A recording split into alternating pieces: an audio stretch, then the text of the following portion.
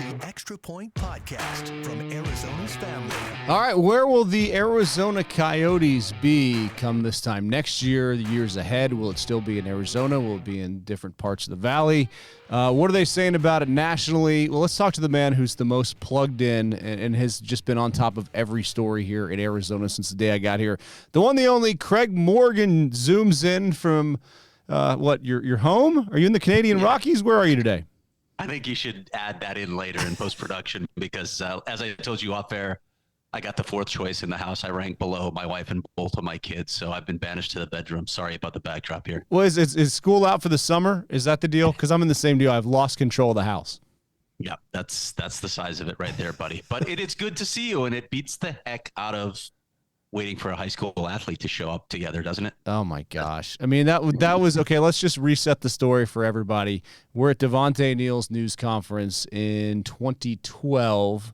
You and I are going live back then on FoxSportsArizona.com. I think we could probably still be going live because I guess he did show up later on in the day. Where's that rank on the Bizarro meter when it comes to some of the stories that you've been able to dig up regarding our Arizona hockey team? Well, I mean, yeah, the Devontae Neal thing was bizarre, but when you cover the Coyotes for a living, it probably ranks pretty low on the list because there's more drama around every corner. And as we saw last week with the Tempe vote, there's even more ahead for the Coyotes. Well, and I feel like the drama can be good for business. I feel like more people are talking about the Coyotes than maybe talked about them during the year. And they're a fun team to watch this year. And you're kind of like, what are you guys doing? Lose. Exactly. Why are you winning? But I mean, an exciting, fun team. So as you assess the current state of the Coyotes, do you think this team is long for Arizona? I certainly do not feel that way. Just sort of putting my finger to the wind here. Well, I got to tell you, I was at the event on election night, and it was supposed to be a victorious party. In fact, I was told by multiple sources that polling showed them with as large as a 10-point lead in the polls. The polling was a bit off, so maybe don't go with that firm again. It didn't go well. It was like a funeral afterward, and when I walked out of there, Mark, I really felt like with all of my history covering this team for the past 23 years, it felt like this was a death blow.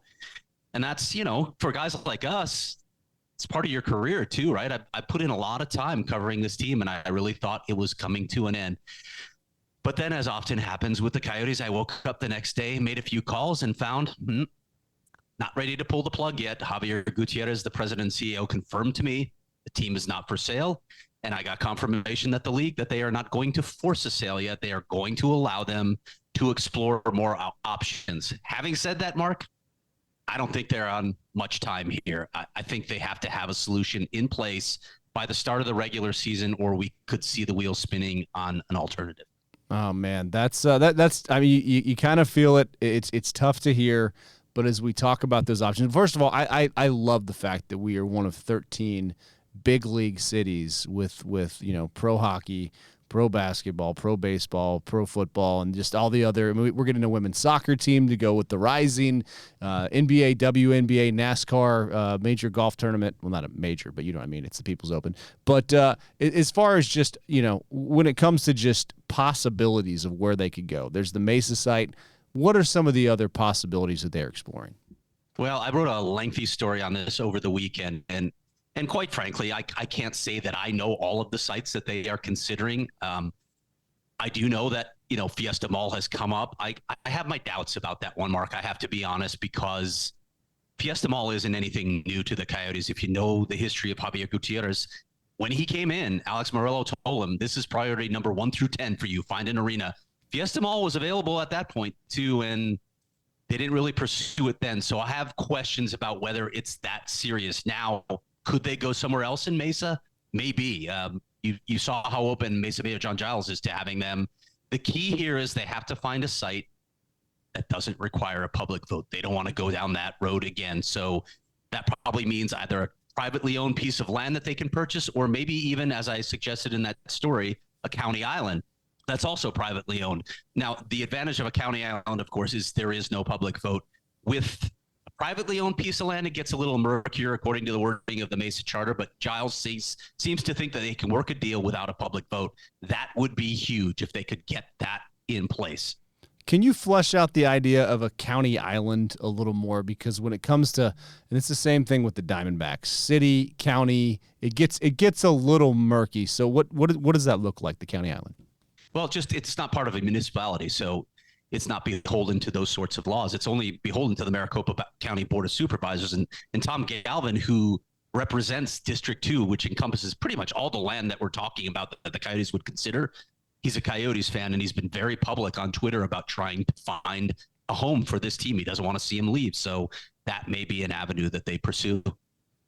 And for the folks that they're zooming in here and catching this, so what areas of town does that entail? You're talking about Scottsdale, Tempe, Mesa, the reservation, the reservation to the east of Scottsdale. I always fumble on that name because it's such a long name, but it's the Maricopa. Yeah. The Salt River, Maricopa, Pima community. That is land that has been looked at in the past. And I think they'll look there again, but there are a lot of complications there in terms of gaming rights. You can't own land there. You can't build residences there. So those were big pieces of Alex Morello's revenue projection. So when you take all of those pieces out, it makes it very difficult to look at the reservation. So were you here back in the late 90s? I think this is the only question I've never asked you. Were you here for the whiteouts and when downtown Phoenix was rocking? And would you say it was a Coyotes town at one point even? Yeah, when they first got here and played at America West Arena, they drew really well. It was a hot ticket.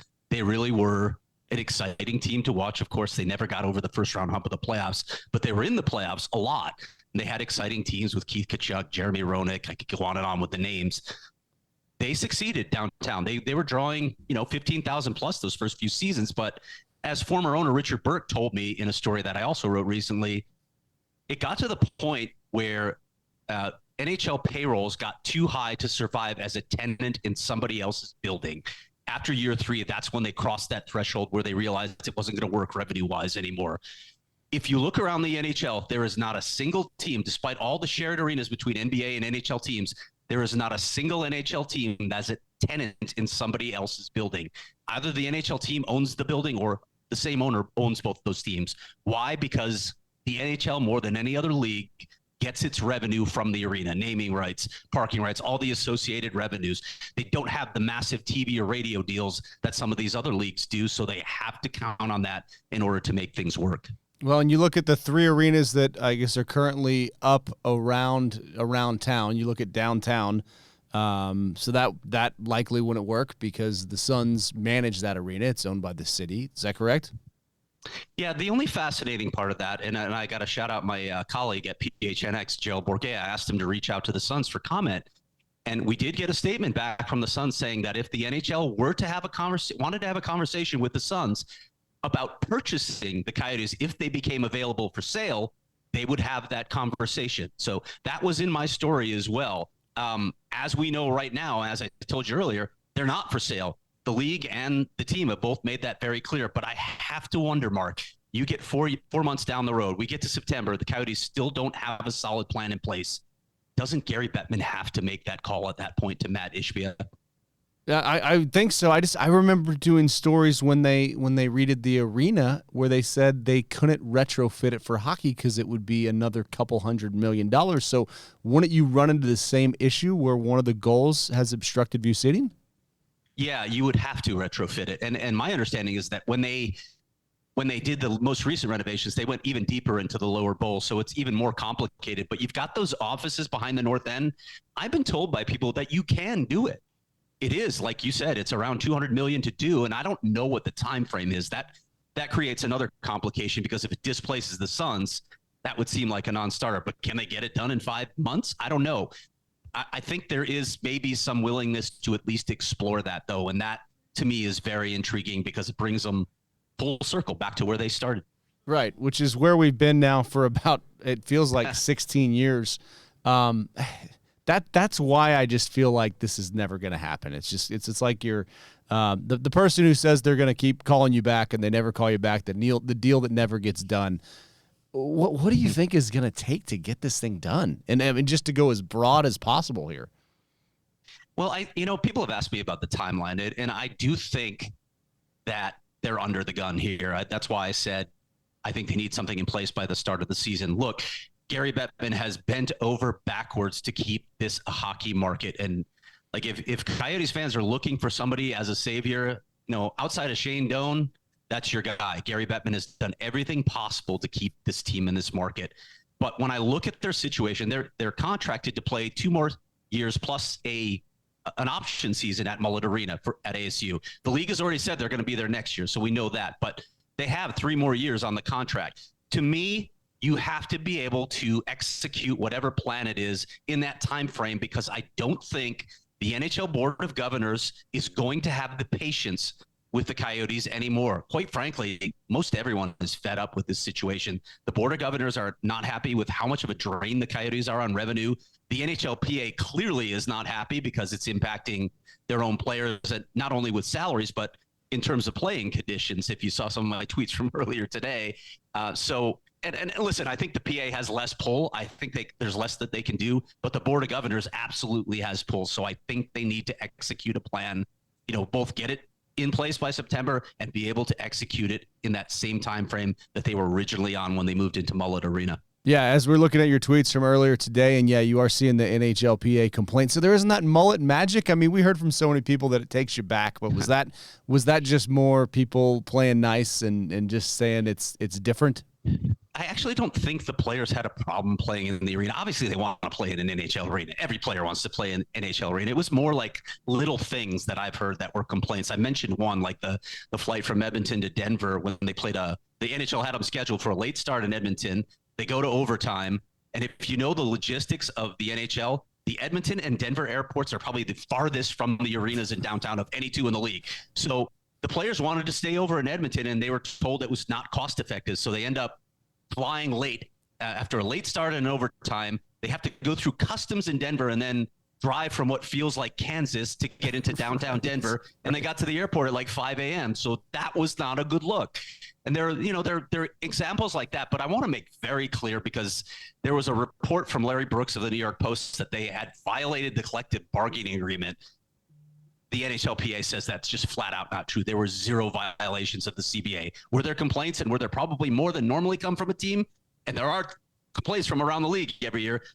Coyotes probably had more because of this crazy situation they were in. But the NHLPA told me flat out there were no CBA violations. Okay, so appreciate you clearing that up. Let's clear up the other arenas here in town and just go through them real quick if it makes sense. Veterans Memorial Coliseum. Is that, I mean, there's a lot of room. I mean, I don't know if good bones is a good way to put it, but it's there. I mean, it's centrally located. Could that side work? We did a story. We actually took the entire PHNX crew over there when they parted ways with Glendale. I'll put it that way. There's a lot of structural issues with there. There's no luxury suites. There's issues with the foundation, the ice plant, et cetera. There's a lot of issues. The Coyotes looked at it actually as a potential temporary home, and they just thought, given the age and the issues there, it would just cost too much. To me, if they're going to go to that site, you're probably taking a wrecking ball and starting from scratch. Which, wouldn't be the worst thing. I mean, it kind of seems like it needs that. We did the state basketball over there. It was kind of fun. It was kind of nostalgic, but it was also very old. And, I mean, it's got a good parking lot. It's in between a couple freeways and could maybe help gentrify the area. That's a risk. Partnering up with the Diamondbacks. That would seem to make sense if the Diamondbacks were to want to leave downtown. Could you see a scenario where the two of those get into business together?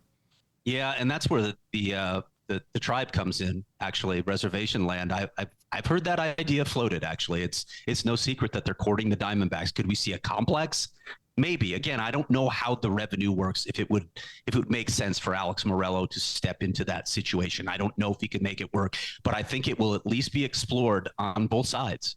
Could they buy the land outright in Mesa? I mean, Dennis Welsh said he thought it would probably have to go to a vote there. But you think there's any scenario where the city says, we're not using this, why don't you guys just buy it and we're good?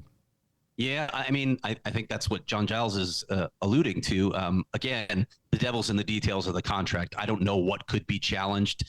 I can't go down that road because I just don't know what the details would look like, whether there would be grounds to challenge it, whether it's the municipality or, God forbid, we get the Goldwater Institute involved again. And that's why I mentioned the County Island idea, because in that situation, There's no public vote. There's absolutely no public vote. The issue with County Islands is the Coyotes need tax abatements. It was clear that that was a part of their deal, and it's really complicated to get tax abatements on a county island. Well, and also downtown Mesa, I've thought for a long time with all the infrastructure down there and with the light rail going down there, that kind of seems dark horse-ish.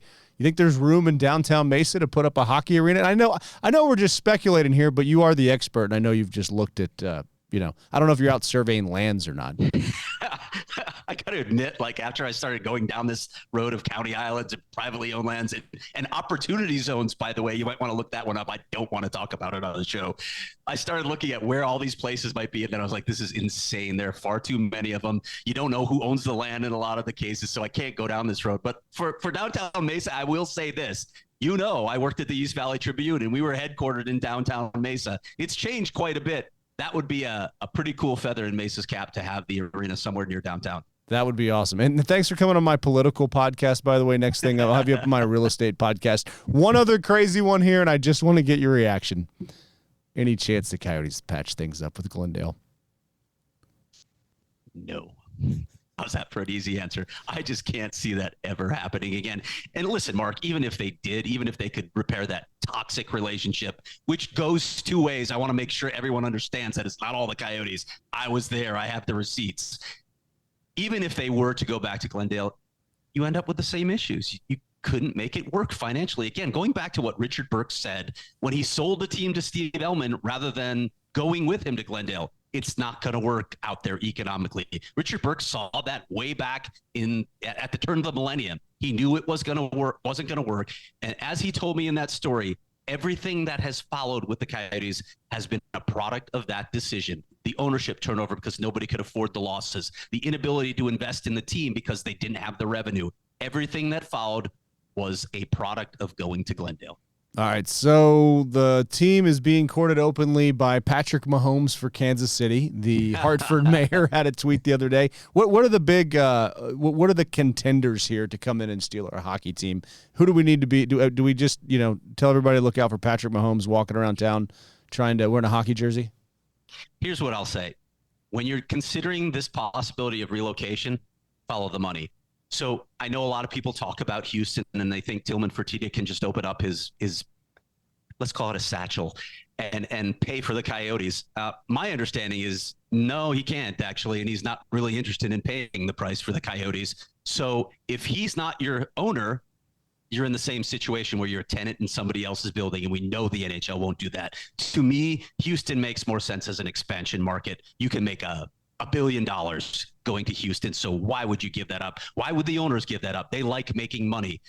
I think the more likely scenario is, Salt Lake City has come on the map recently. There's a willing owner, an arena. That could be a possibility, I suppose. But again, we're just not that far down the road yet. The league isn't ready to force a sale.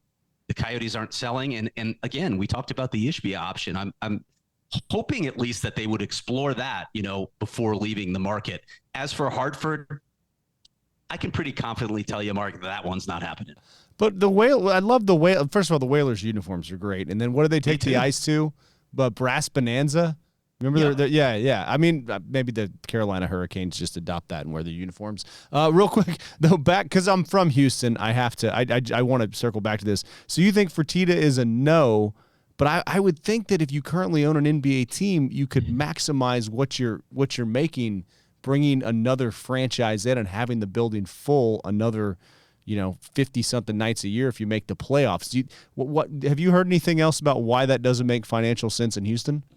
I've just heard that he's not willing to pay the price for a team. Now, I have seen this idea floated that he could be a minority owner in the team, and I don't know how much leg that has. But again, I go back to, would you rather have a relocation fee distributed among the owners, or would you rather have $1 billion distributed among the owners? To me, that's pretty obvious. Maybe you find a different situation for the Coyotes if, in fact, it comes to the point where we are ready to relocate them. How many cities have we talked about, by the way, Mark, over the years? It's past half a dozen. It's like 8, 9, maybe 10 cities that have supposedly been getting the Coyotes. It hasn't happened yet. I know. It's like they're like a cockroach. You can't kill them. And Seriously. As much as I enjoy talking sports with you, I really, it was, remember when you were in the Cardinal locker room and Beanie Wells told you about his knee injury and you reported it?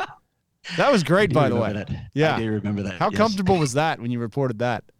Well, the crazy part was that my next conversation was with Ken Wisenhunt, who was the coach at the time, who, I literally had to go up to him and say, did Beanie Wells have microfracture surgery on his knee? And he repeated my question to me. Did Beanie Wells have microfracture surgery on his knee? Yes, he did. So no one was announcing that, but yeah, Beanie showed me the 2 marks below his knee, and it was pretty obvious what had been going on there. Well, that's good reporting, and you've been all over this story from the beginning. So do you get a summer vacation at all, or are you just waiting for the next shoe to drop here at the Coyotes? What do you think? How do you think this summer plays out? Does everybody take a break, or is this going to be fast and furious till opening night? Yeah, I do get a vacation in another week, but I don't expect an announcement in the next couple of weeks. I'd be surprised if they were able to move that fast. I know people think they should have had a plan B, but you can't go too far down that path without angering the people who you're involved with for plan A. So you have some ideas, and now you've got to explore them. And I think what I would say is they have the structure of a deal in place already, right? They have a lot of the pieces. You probably have to tweak it depending on the site and the municipality, but I think they have a lot of the pieces. So again, I would think that they have to have something done by September. Interesting. All right. So do you have anything else in the hopper? Can you give us a little tease and tell us where we can read your stuff and see you on the airwaves on YouTube with PHNX coming up here? Yeah, it's the PHNX Coyotes podcast. You can find us on YouTube. Of course, the website is gophnx.com. And of course, I'm all over Twitter, Mark, as you know. So you can find my work in any of those places. And I would appreciate it if you actually read it. And I have the alerts set on my phone as well. So, hey, thanks so much for your time, man. Really appreciate it. And love talking sports with you. The Extra Point Podcast is a production of 3TV, CBS5, and azfamily.com in Phoenix, Arizona.